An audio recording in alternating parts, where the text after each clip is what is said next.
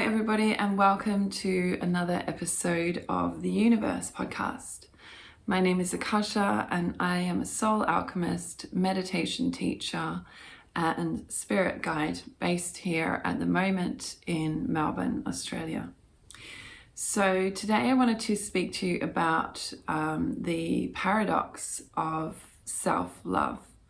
So the paradox of self-love is that we need to equally go internally to connect with our inner self, but at the same time we need to also bring our love, our self-love out into the world in order to be fully realized humans.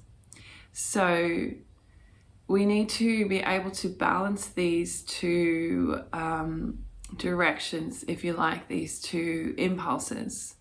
So if we go, for example, too deeply into our inner self, and if you can imagine your inner self, it's like a universe, it really is, you have worlds within you, then the danger is getting lost inside of your own worlds, getting lost inside of yourself. And especially if you have a tendency to be a very emotional person, to feel your feelings really strongly, then if you are going too deeply inside, especially when you are having challenging emotions, sadness, depression, dragging you down, then if you have this inward tendency, then it can be really easy just to get lost inside of yourself. So it is important to go inwards in order to discover any limiting beliefs that you might have, which may be stopping you from loving yourself. So any limiting beliefs around the idea of your worthiness, of the worthiness that you have in terms of receiving love or being loved or being a lovable person.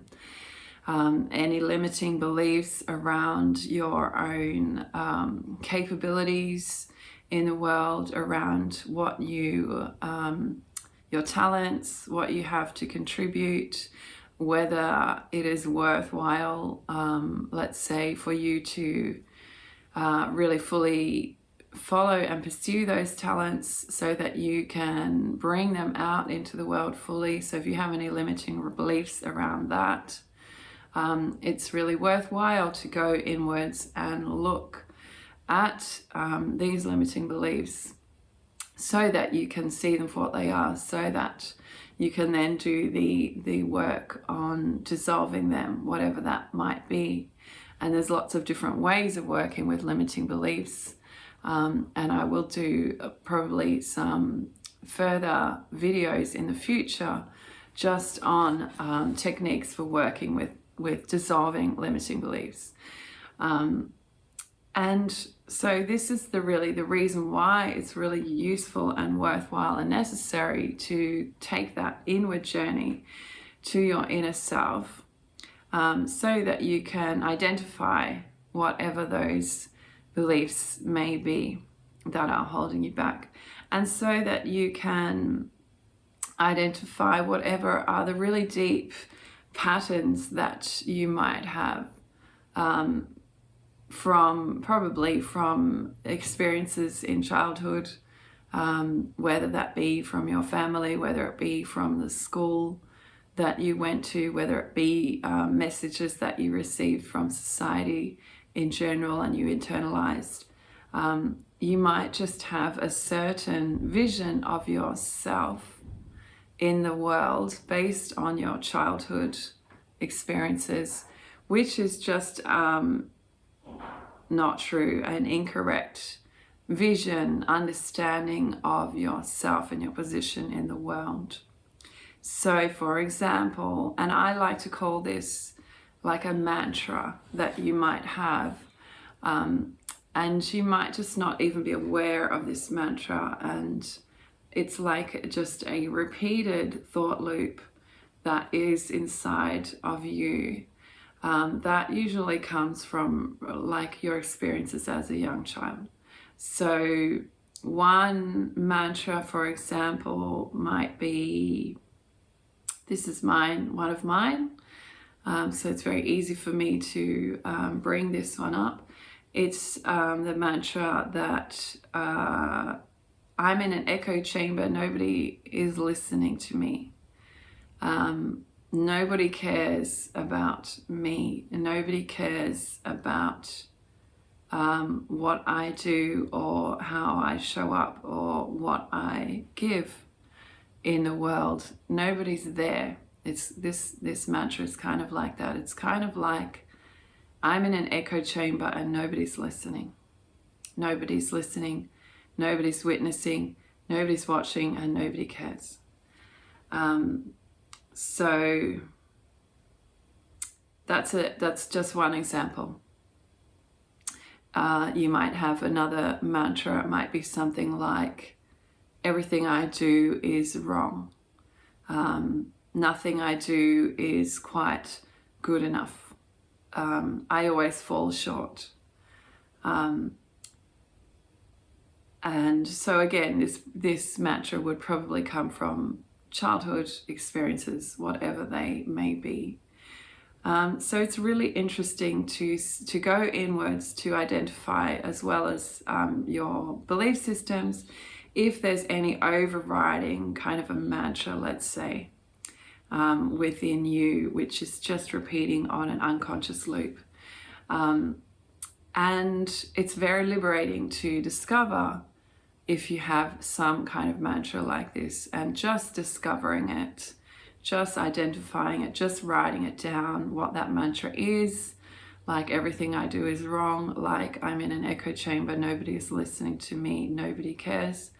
It's enough to kind of break the spell of that thought loop to a certain extent. It's the beginning of breaking the spell.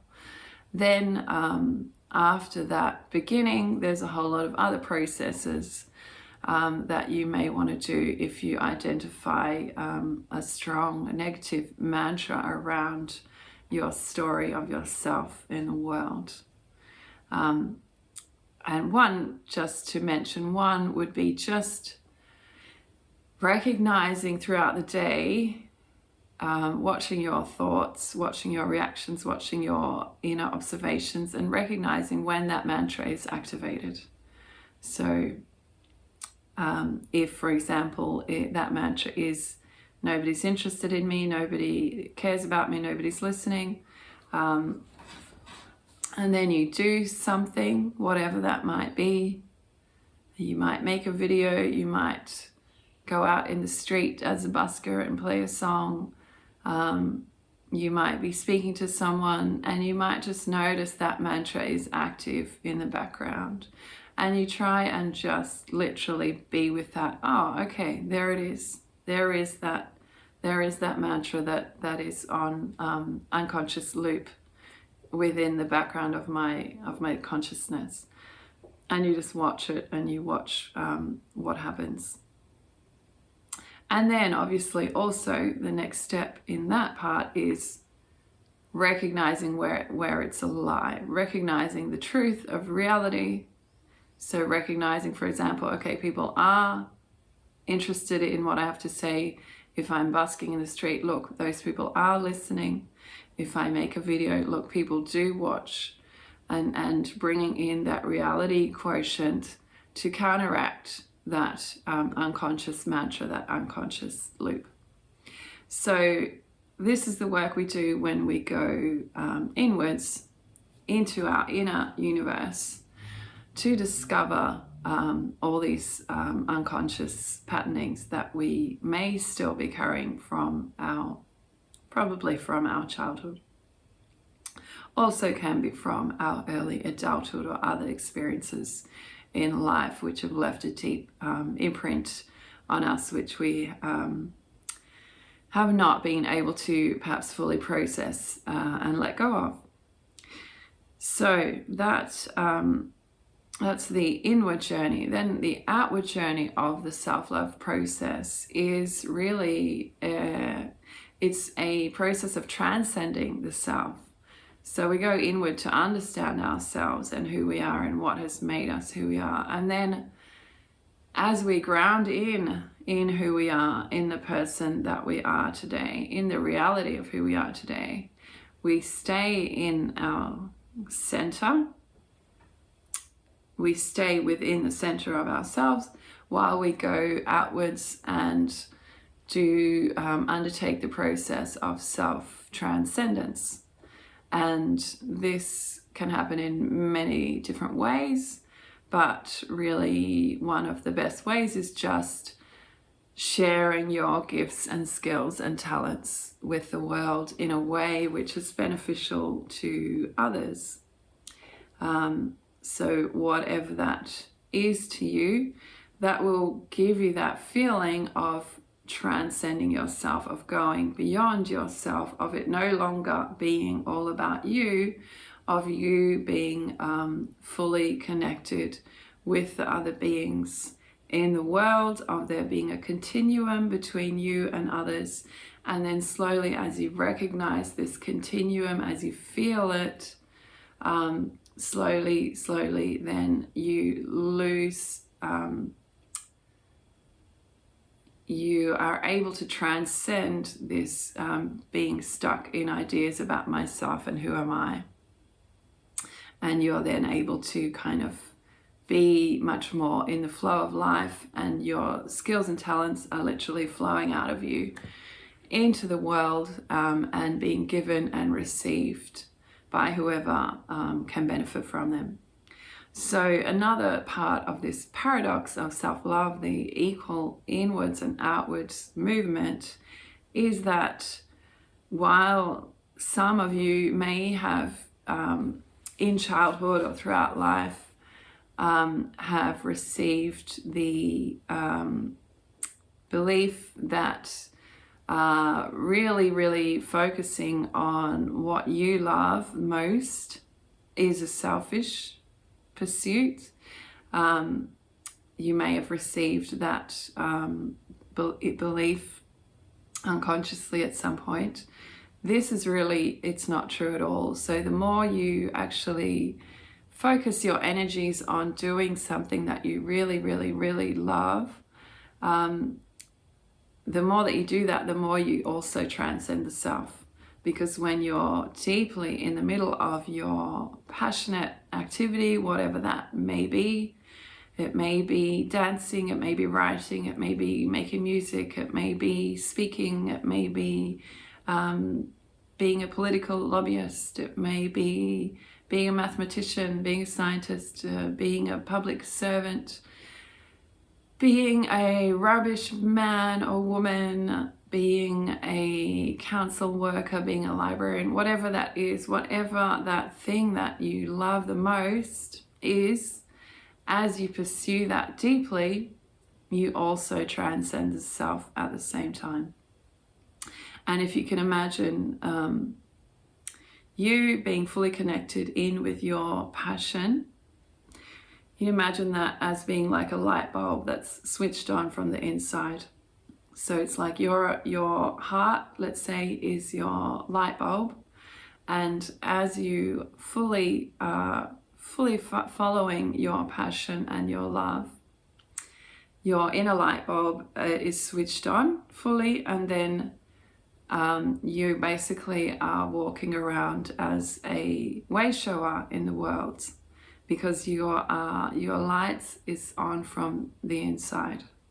And this just by default lights up the world for those around you and shows the way for those around you, shows the way out of the darkness that they may find themselves in if they are not fully following their own love and following their own passion and their own guidance to do what is what they most love.